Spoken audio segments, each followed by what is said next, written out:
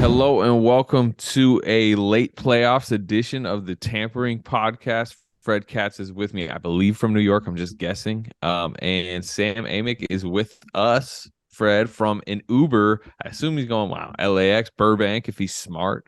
But he just left I don't want to say a dud of a conference finals, but a non-competitive conference finals in a lot of ways. Nuggets sweep. Sam Amick, you're on the ground. What is going down there? Well, first of all, Slater, I'm not going to let you get away with that slander. You said if you're smart, you go out of Burbank as I head to LAX, which makes me not smart, clearly. I'm, Man. I mean, you revealed it yourself. I mean, And you're also, why has it got to be Uber? Why can't it be Lyft? Let's give both companies a little bit of free advertising. It is an Uber. No, I'm here. I'm going to the airport. It's funny. It's a sweep. And then, yes, by definition, is a dud of a conference finals. But man, they went out in style when it comes to the compelling, nature of post game four. The Nuggets spend the entire series with good reason expressing their frustration with how some of the media focus on the Lakers more than they do what the Nuggets have accomplished. And then, lo and behold, we have the one and only LeBron James hinting at his retirement post game, which naturally means that the Nuggets don't get the headlines like they would have otherwise. So, crazy night at the arena. I obviously wrote about it. It's LeBron. You know what I mean? You can't.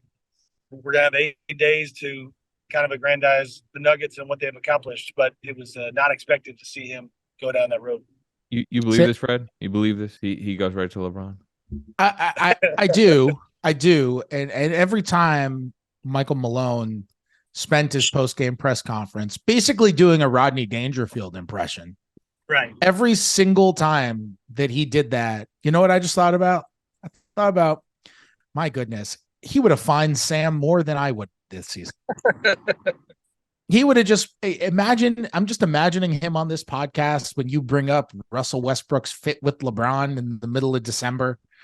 And him just being like, Sam, we're not having this. There are 29 other teams. I'm just imagining it. We're not gonna spend the next 30 minutes talking about the future of D'Angelo Russell with the Lakers? That's not what we're doing today. I'm slightly interested. Guys, we're encroaching on a new type of doing media here. There were supposedly two approaches we could have for this podcast. We could have been typical old school media that's just going to talk about the big market team with the most famous, biggest name in the league. And we could have just talked about that, or we could have talked about the Nuggets and their success story and all that. And instead, we're ironically talking about how we're not going to talk about the Lakers. That is a heck of an intro.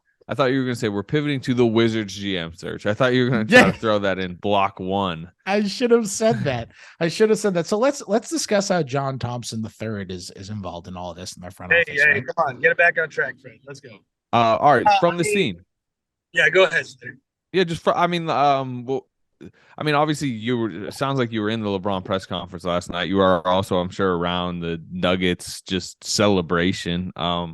I don't know. Where would you rather talk LeBron first? I know you wrote your column on LeBron. No, I'll do both. Here's the funny part.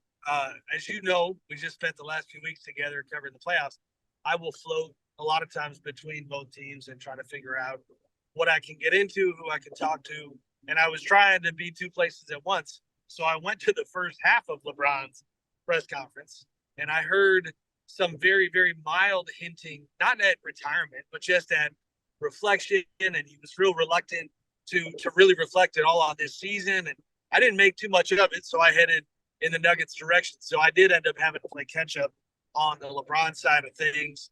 Quickly started hearing that something of note had happened over there, but in the interest of giving the Nuggets their just due, it was fun to watch them celebrate. This is a franchise that has never been to the NBA Finals. 1976, they get there when they were in the ABA. I looked at it last night. Their playoff path of that ABA Nuggets team was the new, what was it, the Kentucky Colonels and I think the New York Nets is who they got through in that postseason run. So a very long time ago. That's a gauntlet. Yeah, it's a gauntlet. It was a year before I was born. So they were ecstatic. And just to give you a little color, this cracked me up. You had a lot of front office people, scouts, that everybody was upset, not obsessed, but everybody was on their phones. And I've actually never seen something like this. Of course, phones are part of what we do these days, but the flood of text messages that was coming all of their way, it was like the universal takeaway. And it was pretty funny to watch. One guy, I don't want to put his name out there, but he's going through and he's got 100 plus text messages. And he says, man, I'm only going to respond to my wife, and then everybody else I'll get back to later. And he's scrolling through all of them. And he was like, hey, my wife didn't even text me. Everybody else did. And, even Nikola Jokic, he sat in the locker room after having a masterful series. I voted for him as everybody else did for Finals MVP or West Finals MVP. He's in the corner, ice in his feet, on his phone. He was FaceTiming with somebody, I assume family. It was a lot of Serbian being spoken.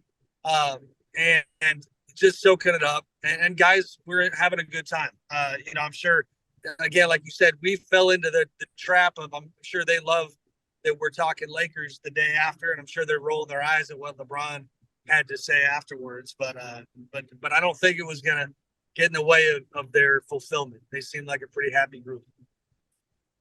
If they get Miami in the finals, like both teams are going to be complaining about lack of coverage, but we're going to have to cover somebody. Certainly going to be complaining about lack of coverage from the Athletic. I'll tell you that much. Okay. Hey, man. All right. Fred, 1,600 words on Nikola Jokic after game 1, 1,800 words on the Nuggets after game 3. I know. I'm just making a joke about how we don't have beat writers on either teams that will likely get me fired. That's all. That's all it is. Fred's out there today. Yeah, I am. That's true. I have a question for you guys. Grander stuff, because we're gonna have another podcast next week. I don't feel as rushed to talk about the finals and previewing that kind of stuff. We have another podcast next week, and we'll definitely be doing that then. But I'm curious to know. We talked so much, not just us, everybody, during the regular season about Embiid versus Jokic. It was such a hot topic, and this is somewhat feeling a little bit like the 95 MVP. Remember 95 MVP? David Robinson wins MVP, and he plays Hakeem in the playoffs, and it's announced right before, and Hakeem just blows him out of the water and takes the Rockets to the finals, and the Rockets end up winning their second title in as many years. And it's kind of remember it as like David Robinson won MVP, but Hakeem had the last laugh. Does this feel like a same sort of thing in terms of what Jokic has done this postseason? Because it's not just that this team is going to the finals. It's not just that they swept in the conference finals. Jokic is having one of the greatest postseasons in the history of the league. I mean, it is insanity what he is doing. Just 30, 10, and 10 every single night. He played every minute of the second half in yesterday's game. And yeah, there were some moments where he looked a little bit sloppy, but like, my goodness, he hit that absolutely insane over the head fall away shot that he joked is now his signature shot.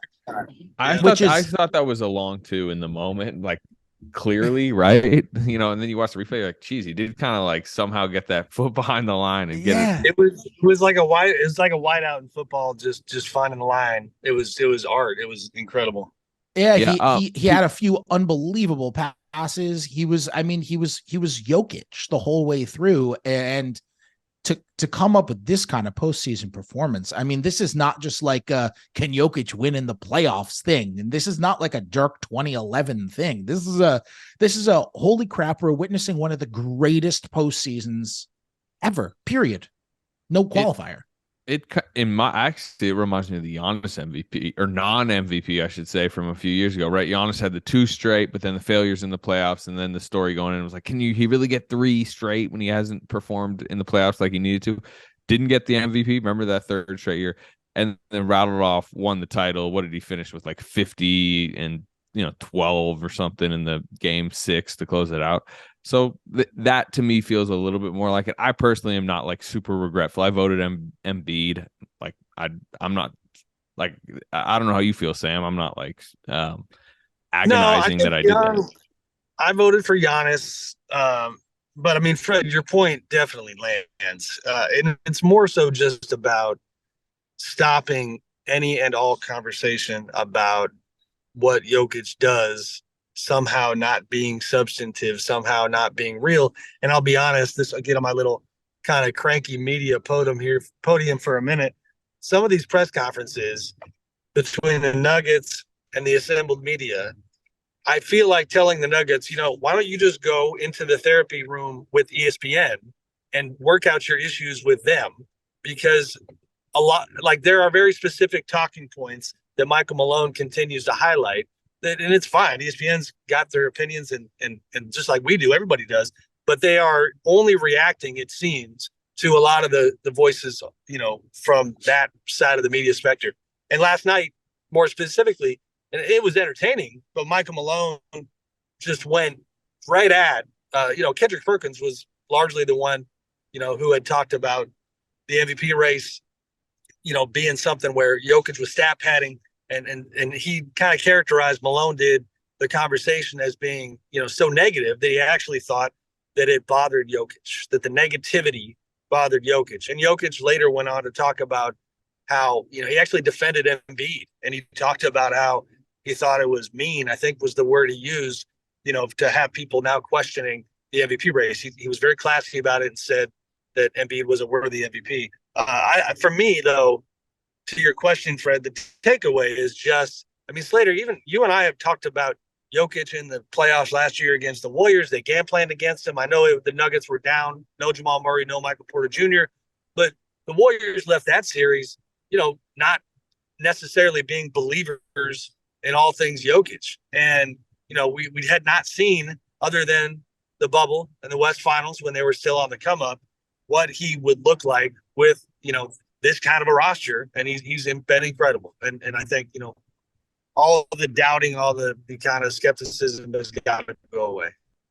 Yeah, I remember the Warriors post series, I think, were very complimentary of the task he is to contain offensively. I remember Draymond went on like a long thing about the respect he gained, just like guarding him one-on-one, but also everything else you have to shut down because of him.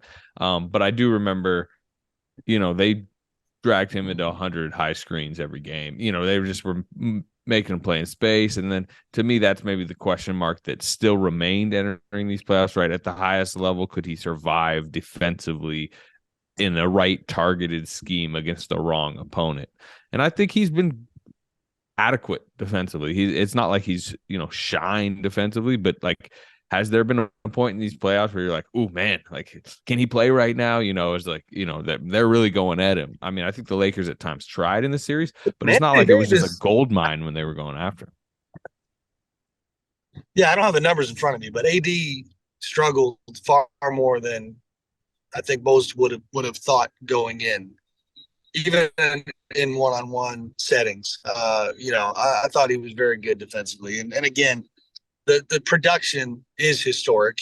Got to give Jamal Murray his flowers too, because I actually thought it was a fairly close MVP vote, which sounds just insane when you're talking about Jokic finishing this series with, I think, 27, 14 and 11 or whatever it was. But, Jamal Murray averaging 35 roughly for the series was incredible. And the timing of some of his performances, whether it was a great start that they needed in a first quarter or a great finish with, a 23-point fourth quarter. So they look good. And like you said, Fred, we'll talk about the finals plenty down the road, but the Nuggets, this team that, had not really been taken seriously for the past couple of years is getting it done. Yeah, they also part of Jokic looking totally solid on defense is I really think what we're seeing from Denver defensively right now is the concept we talk about all the time, which is continuity.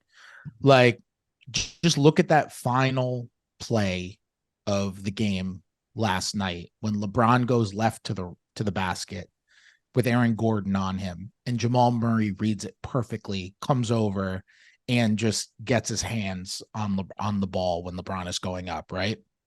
To me, that's just like, I know where Gordon's going. I know how he's going to defend this. I know how much time is left on the clock, and I'm scurrying over to double right now because LeBron has no more time to pass.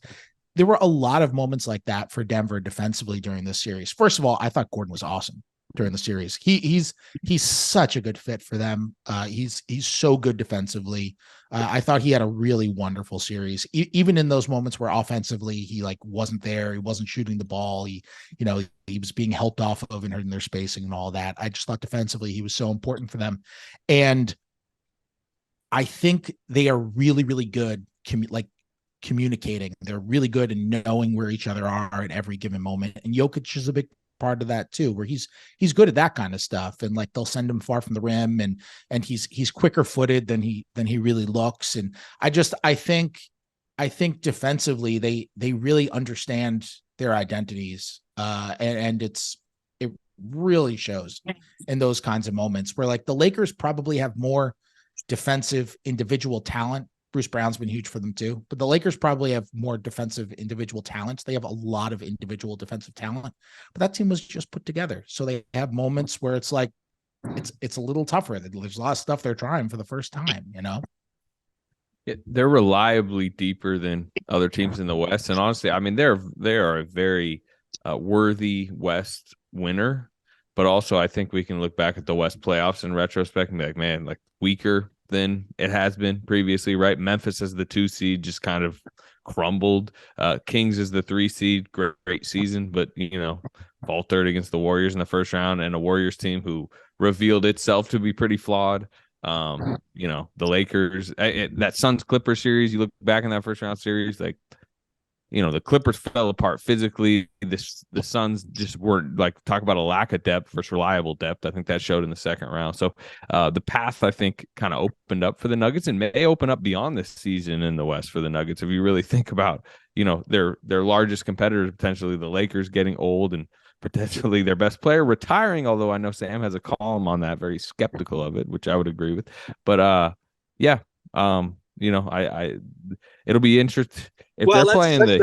I assume they're going to be heavy favorites, but it's funny because the Heat have been heavy underdogs in like every series and won. So today's show is brought to you by our friends at Chime. Visit chime.com/NBA show for more information. Good money habits start with your very first paycheck. And if you just scored your first job, you got an opportunity to jumpstart a healthy financial journey.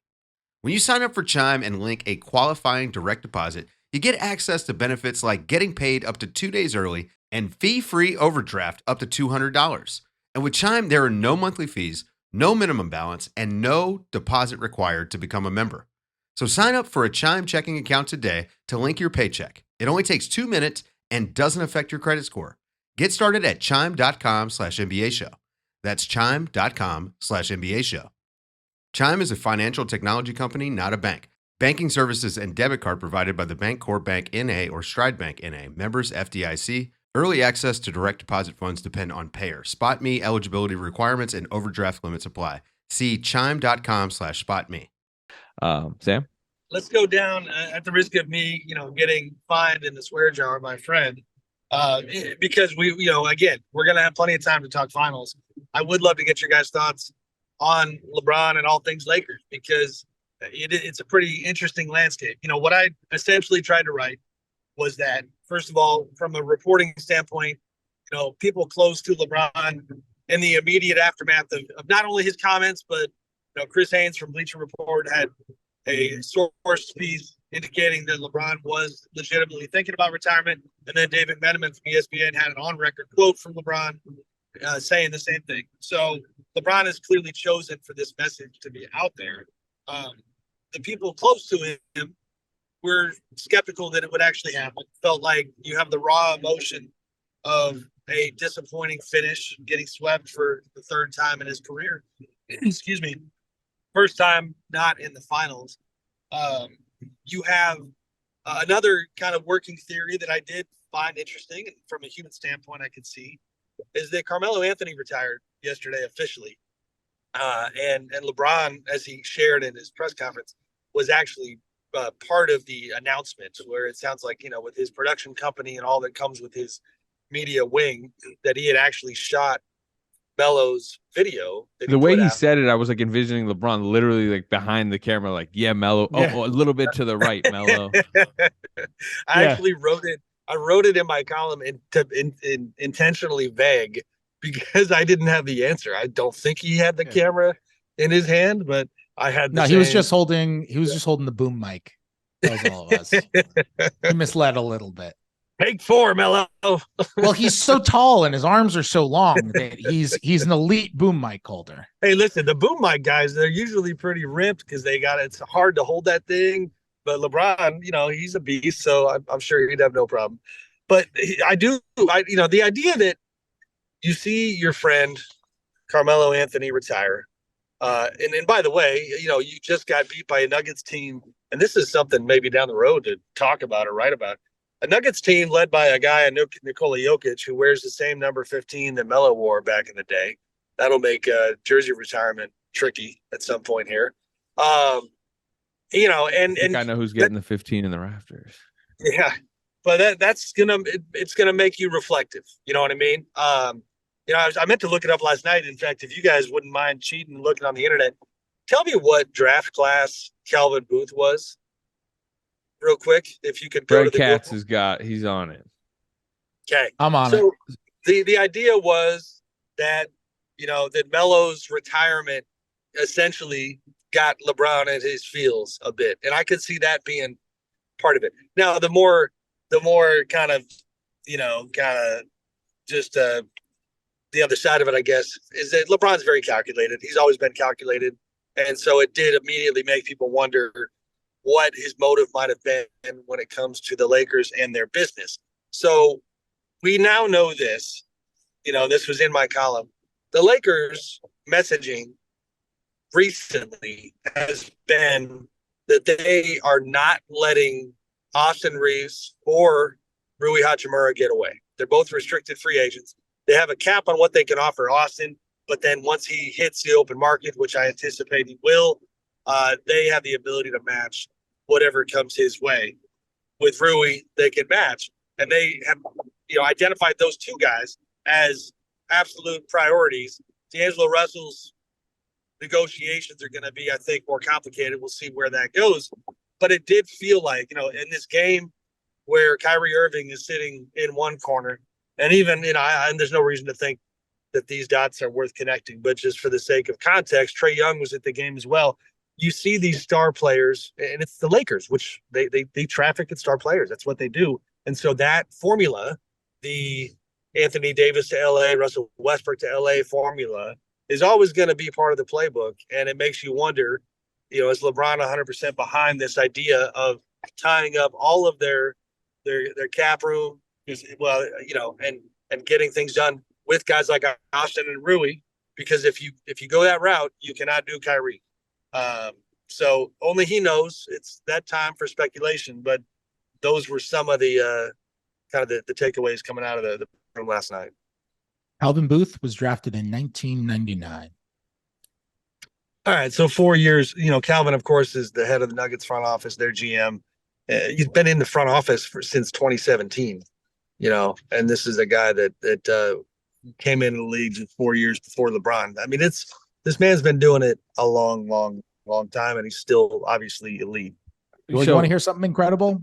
I don't think LeBron's retiring. He's been talking for years about how he wants to play with his son. Like, I don't think that means that his son can't even be in the league for another 2 years. I mean, that means he's been thinking far and ahead. And look, LeBron is still incredible. Like, he's another year though, right? Am I wrong? It's another year, but then it's another 2 years because he's got to play next year, and then he'd have to play the following year with his son if his son even comes out, and his son would have to come out after his freshman year too. So I hear you, but real quickly, and I'm apologies for jumping in. Like, I hear you, Fred, but I did kind of feel that idea. Like, it was he's an old dude in the league now, and it was a tough year. They go 2-10 to start the year. They deal with the Westbrook stuff for months. The longer Westbrook has been gone from the Lakers, the more crystallized the narrative has become within their circles that it was exhausting to deal with that component. I have joked with Darvin Ham that it felt like they had 4 seasons.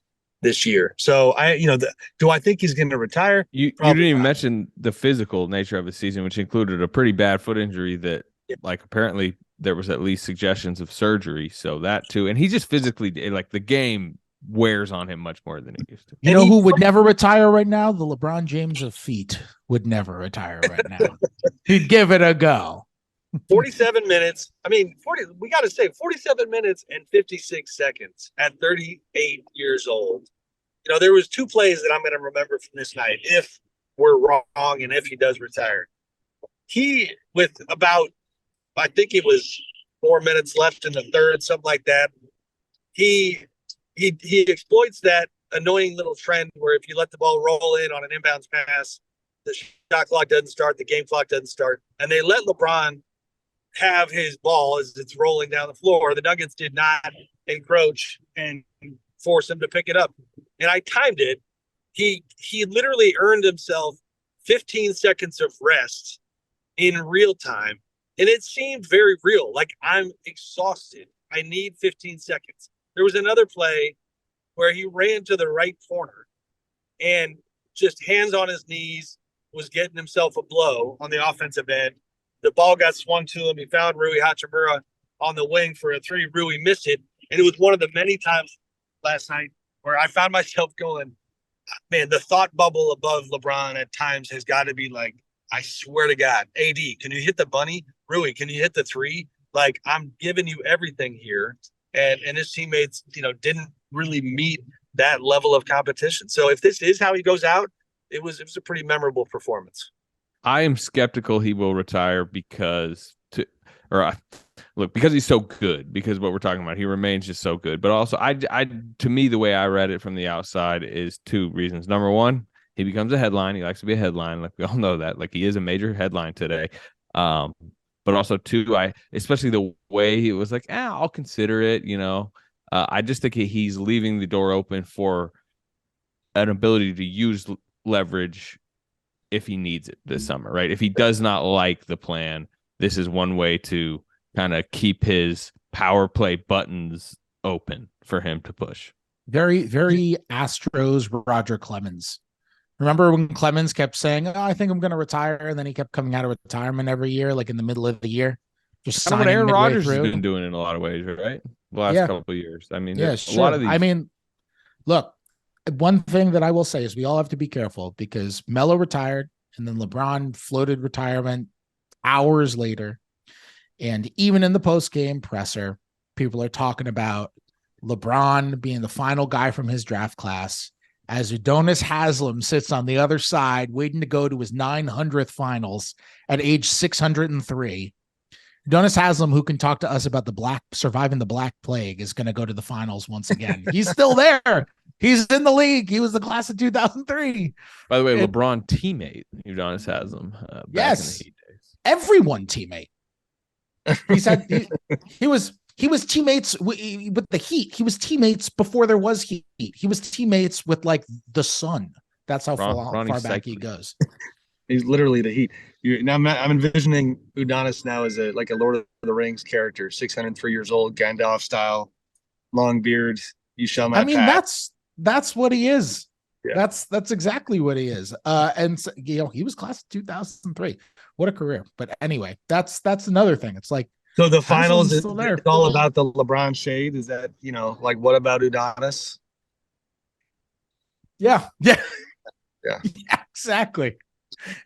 Michael Malone can be screaming about how we're still talking about LeBron, even though they got eliminated 10 days ago, and the Heat can be screaming, what about Adonis? That's how it can go. He's so old that Adonis is actually named after him. That's how old he is. Slater, we got the Cats comedy hour here. Parting thoughts on the series in general, Sam, as you depart? Thoughts on the series in general. I mean, you guys hit on it. The Nuggets' depth is real, and their chemistry is real. Aaron Gordon is absolutely the unsung hero of their group. And to his credit, man, he's really, his messaging and his way he's moving, he's really selfless, seems really committed. to the cause. I always think about Aaron Slater in the context of Draymond last year. I feel like when Aaron is old and gray, like Udonis Haslem, he'd probably never admit it, but he might quietly or privately admit that, I think Draymond challenging him last year was the type of thing that inspired him in the summer to change the way he competes, or at least to get deeper with his program. Sam, just for people's context, Draymond during that first round series that the Warriors won 4-1 was very just talk trash to Aaron Gordon the entire time. But a lot of times Draymond will target someone he believes he can take mentally out of a series in a lot of ways. And Draymond was pretty ruthless and relentless. And that's what you're discussing. And if you remember, Gordon after that series was really tough on himself publicly, like in the press conference, talking about, I've just got to find a way to work harder, and to take it deeper. And he's been really good, and he doesn't get any shine. Like if the Nuggets complain about media coverage, nobody talks about Aaron Gordon. We are here, but not much. It's Jokic, it's Murray, it's KCP, it's Bruce Brown. Aaron Gordon's been a fantastic pickup. And I also think, since we're in the giving flowers business this time of year, Tim Connelly deserves love here. You have such a unique situation where an executive makes a choice to leave an organization, but Tim, now heading up the T-Wolves front office, of course, there's part of you, these are first world problems, but there's part of me that feels for him a little bit when it comes to, you make a career choice. Obviously, he's getting paid very well. His family's taken care of, but it's been a tough year in Minnesota. And after building this Nuggets group, drafting Jokic, drafting Murray, drafting Michael Porter Jr., and trading for Aaron Gordon, you see them get to the finals, for the first time in franchise history. Now, from there, Calvin Booth, who worked under Tim for several years prior, just fantastic moves around the margins, some of the guys that we mentioned. So they're deep, and they do defend, and they have a historic offense. And Jokic is clearly capable of doing this on the biggest stages. And Jamal Murray, by the way, post ACL tear, is ready to retire the Bubble Jamal nickname, because this just looks like Jamal Murray, and he was dominant. So they're going to be formidable. And if it is the Heat, obviously you got all things Jimmy Buckets, who, as we speak in real time, just got a notification that he apparently needs to talk to the media a little more often. He got fined $25,000 for skipping media after Game 3, but on the court, he's doing his job, and that'll be presumably a fun series. Yeah, I mean, I remember how much Tim Connelly gave his stamp of approval to Calvin Booth, and who I know those two are really close, and it's really interesting to see how Booth has kind of carried out the same sort of vision. And you look at the two most significant moves he made last summer, and they were both A+, right? Like signing Bruce Brown to a 2-year, basically for the taxpayer mid-level exception, which is a fantastic value contract. He's been so important for them. He's been so important for them defensively, as a ball mover, as a cutter, as a screener, doing basically the same stuff that he did in Brooklyn, but for them. And he's been a great fit next to Jokic, even if he's not necessarily like a threatening shooter. And then the KCP trade, which was just ginormous for them. That's the exact kind of guy who they've needed for a while. That's sort of like guard/wing who's able to be physical on the perimeter, can shoot threes. He plays off of Jokic beautifully. He was the third best player on a title team when the Lakers went on that title run in the bubble. Like, he was their third best player. And getting him for Monte Morris, which is a nice, he's a really nice player, and he had a solid year for Washington, but basically making the decision of like, you know what? We have Nikola Jokic. We can win without playing a conventional backup point guard. Like, they're winning without playing a conventional backup point guard. And they won Game 4 without playing a conventional backup center because Jokic just played the whole damn time.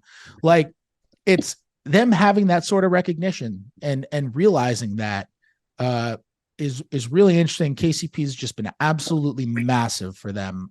Two phenomenal moves by that front office. Guys, I'm about to transition into the airport action, but I think I'm stealing this material from ESPN's Tim McMahon. Hopefully he already used it. Thank you, sir. Appreciate it. Have a great day. Oh yeah, that's on the ground right there. Oh yeah, that is on the ground. Sam, even when you're podcasting, you still have manners. What a guy.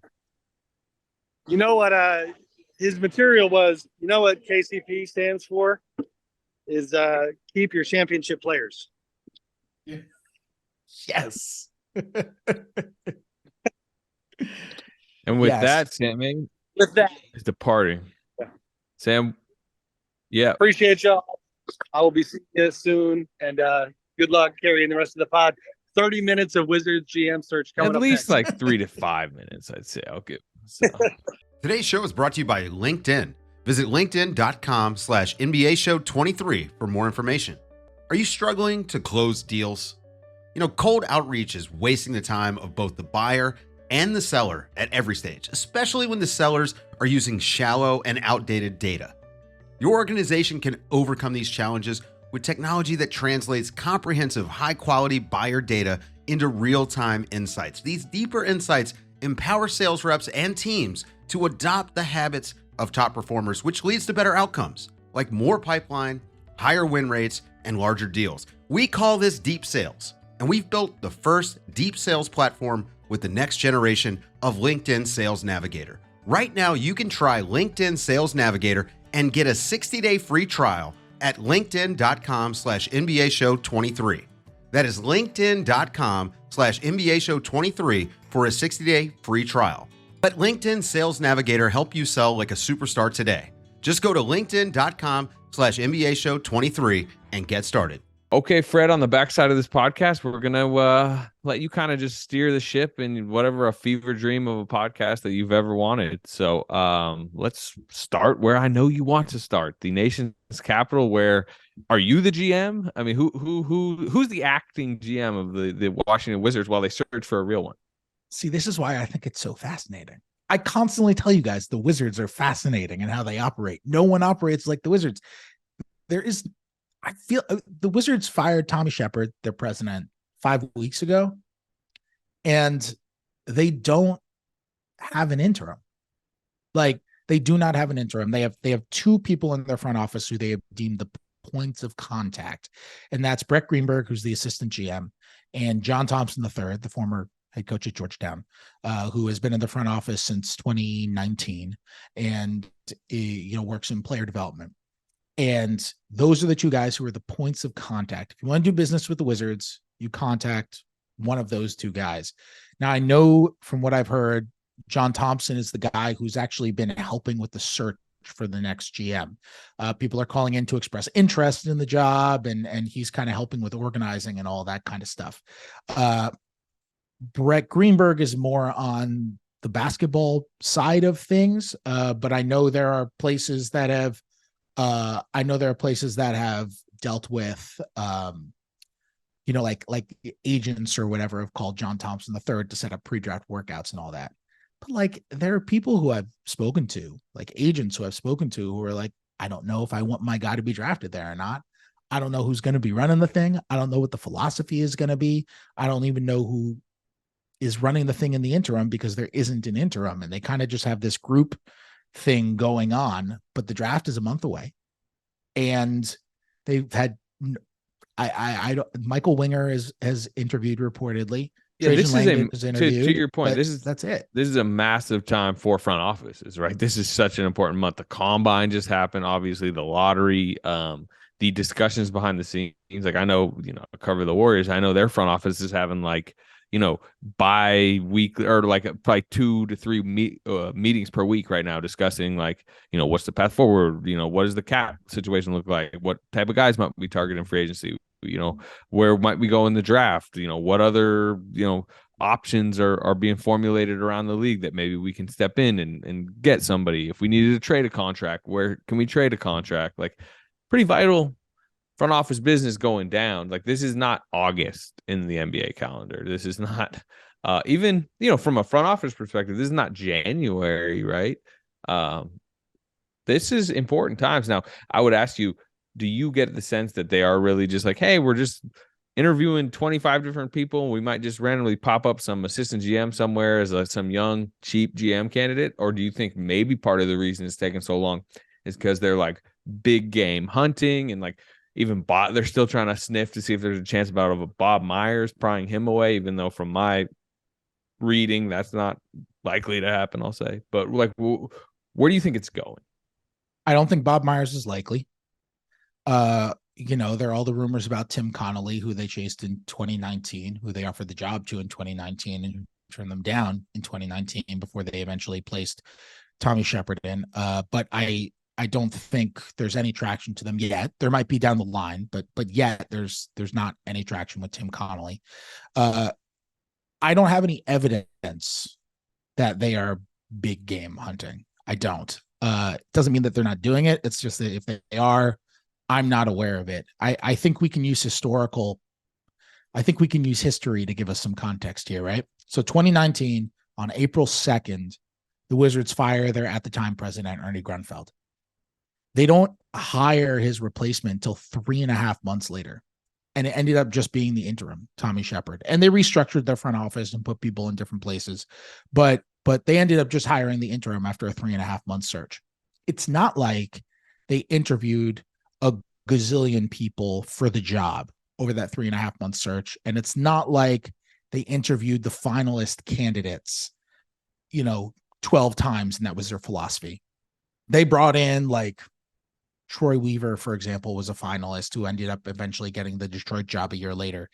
But Troy Weaver was a finalist. They interviewed him, I think it was 3 times. It might have been 4, but I think it was 3. And it was over a period of weeks and weeks and weeks. And there were times where they weren't even communicating with the candidates for weeks at a time. Ted Leonsis, who's the owner of that team, drags his feet on these sorts of things. And so I struggled to see how this is not one of those situations. Well, if you don't have a GM for 5 weeks, you don't technically have to pay somebody GM money for 5 weeks. They're not. That's true. That's true. true. Noted. That's true. I mean, that is true. It's just like, Leonsis is also caught up with so many other things right now too. Like he's trying to buy the Washington Nationals, and he seems to be in a position to where he's really close to doing that. And I know that's taken a lot of his focus throughout this season, but it is what a time in Washington sports, by the way, with that. And obviously going on with the Commanders, there's an ownership. Yep. Totally. Question. And he already owns the Capitals and the Mystics. And it's just, it is wild to me to see a team going through this time for this long without even an interim. And I get it. If you ask people there, they say that it's just a collaborative thing. Those, the people who are there, the high up people, the VPs and up have known each other for a long time. And I do think they get along well. And I do think they work well together and all that kind of stuff. But I just, if they don't have somebody in place by the draft, what happens if 2 different people there want to make 2 different picks? It doesn't necessarily mean they're going to be at each other's throats, but it's just like, what's the tiebreaker? How are you actually deciding the tiebreaker? Ted Leonsis pull the string. Maybe he watched a few synergy highlights on one of these guys, and he'll make it. And the other part of it is a lot of GMs have different strengths, right? Like one guy's strength might be in scouting. Another guy's strength might be in salary cap management. But if your strength is in, say, salary cap management, you might still end up being a great drafter, technically, as a lead exec, because you know who to trust, which scouts are good, you're able to identify intelligent people with intelligent thought processes, and you rely on them to help you make smart, informed decisions, and you end up making really good decisions. You might not be the greatest scout in yourself, but that ability to delegate is a real ability for a lead executive. Let's take Michael Winger, for example, who's the GM of the Clippers and who has interviewed for the job and is a candidate for, or I should say has reportedly interviewed for the job. I haven't confirmed that. And is a candidate though for that job. Winger's background is in salary cap management. Like I said, he's described to me as one of those people who is just like really smart at picking out who to trust, who to work with. Let's say the Wizards hired him. Might be a great hire, might be a bad hire. Who the heck knows? But let's say they hire him and he comes in on June June 19th and it's 5 days or 3 days before the draft, like he's not going to know who to trust in that scouting department yet. He's not going to know who his guys are yet. So like it's gonna be, it's weird timing that it's taken so long, but it's also not weird. And I don't know, but there are a lot of openings in the league right now. Today's show is brought to you by Philo. Visit philo.tv and use the promo code NBA Show to get 50% off your first month.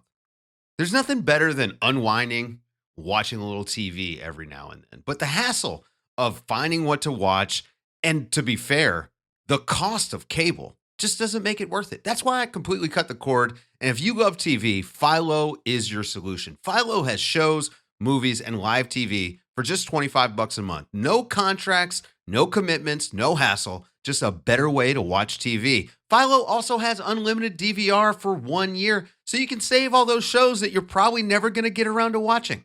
It also allows multiple profiles and multiple streams, so everyone in the house can have their own saved shows and up to 3 streams at the same time. And if you can't get enough TV, there's no better way to watch because Philo has over 70 channels, including BET, VH1, AMC, and Vice. If you're still not convinced, try it yourself with a free 7-day trial. Sign up today at philo.tv. That's philo.tv and use promo code NBA Show to get 50% off your first month. Yeah, Fred, I will. I allowed you too many minutes probably on that one. Too many minutes on the Wizards. You got a probably 10-minute chunk there.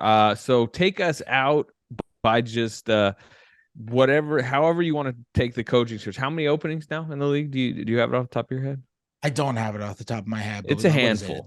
It's Phoenix. Yeah. It's Milwaukee. It's Philadelphia. Yeah. Is Detroit still open? And it's Detroit. So Houston obviously got filled up by Ime Udoka. Yeah. Intriguing. And Toronto.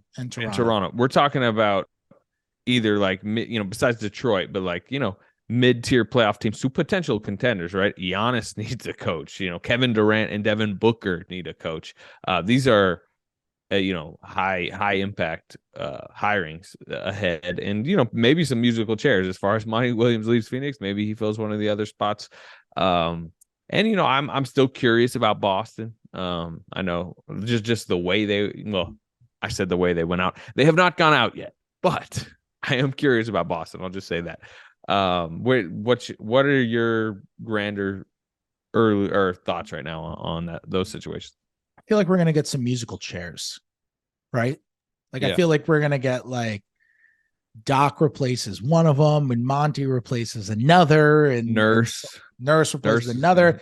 Although one of them or two of them might take a year off. Like a lot of these guys also, like a lot of the guys that we're talking about are so big time. Doc Rivers is so big time. Nurse is so big time. Like these are guys who can take a year off and then come back. Like they can do the Tibbs. They can do the Scott Brooks. A guy I cover, Kenny Atkinson, is a pretty big name, and he's obviously not leaving a head coaching job, but I know he's up for the Milwaukee job. And so there's some not only big openings available, but big names that can fill them, like you said. Yeah, and a lot of these places, not all of them. Detroit obviously is an exception here. Maybe Toronto. I don't know what direction Toronto's going to go in, but a lot of these places are places where like you probably want an established coach too. Like I don't see Milwaukee hiring a first-time guy. Like you talk about big game hunting. Like I think Milwaukee is big game hunting. I think Milwaukee wants like a real established coach who has won some stuff coming in. I think that's real. So like, I wouldn't be surprised if Monty Williams went there. I wouldn't be surprised if Doc Rivers went there. I do think it would be hilarious if we got a Doc Chris Paul reunion in Philadelphia. Not in Philadelphia. He's leaving Philadelphia and Phoenix. Although Chris Paul's future in Phoenix, I'm not sure about either. But yes. But like, is there a coach out there who you feel like is a particularly good fit with any of these teams? I mean, I like Monty Williams as a coach. I know obviously the last 13 months in Phoenix didn't go that well, but again, I am spotlighting Boston and wondering, if that does flame out, is a guy, more established guy like Monty Williams can maybe take them over the top, because I still think their roster should have won the title this year. You know, Philadelphia, like, what do they do, and what does that signal about Harden and Embiid? Do they just go D'Antoni because this Morey has taken full control of the ship, or is there a belief that Nick Nurse is like the type of creative mind that is needed there?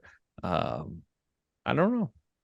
Yeah, I'm so curious about the timing on Philadelphia too, because Harden's a free agent, and there's all this noise about Houston, and if Harden leaves, now all of a sudden you're in a position where like you're just worse off. It's not like you can just go replace James Harden, So now you're in a position where you're just worse off, and you wonder where Joel Embiid's head will be at. You wonder where the front office's head will be at, and how they're going to try to handle that decision. And whether you have James Harden or don't have James Harden may very well determine what type of coach you want, or what specifically coach you want. So I wonder on the timing on Philadelphia. Like, are they going to hire a coach right away so they can try to get the best one? Are they going to... Is James Harden going to hire the coach? Is that what you're asking? I mean, I'm not even asking that. It's just like whether you have Harden or not and what direction you're going in. Look, like I'm not, I know so many people are speculating on this, and I'm not predicting it to happen this summer at all. But I do think if you're Philadelphia, you do have to account for the fact, like you have to account for the mere possibility of Harden leaves and Embiid says, I can't win here. If you can find me another place, that'd be great. And I'm not predicting that to happen, to be clear, but like, if that's the case, you want a different coach than you would if you're trying to win the title next year, probably. And a coach who might be trying to win the title next year might all of a sudden not want that job if he doesn't have Harden and Embiid. So like, I'm really curious on the timing on Philadelphia too, because that's gonna say something. All right, I got to get out of here to get to real life stuff. Fred Katz has to get out of here because he needs to take some calls for the Wizards. I think they have trade calls coming in, and somebody needs to take them right now. So that'll do it for this week of the Tampering podcast. And we'll talk again next week when the finals, as Fred Katz has laid out for us, still will not have begun. We'll be right on the precipice of the finals, likely a Nuggets Heat finals.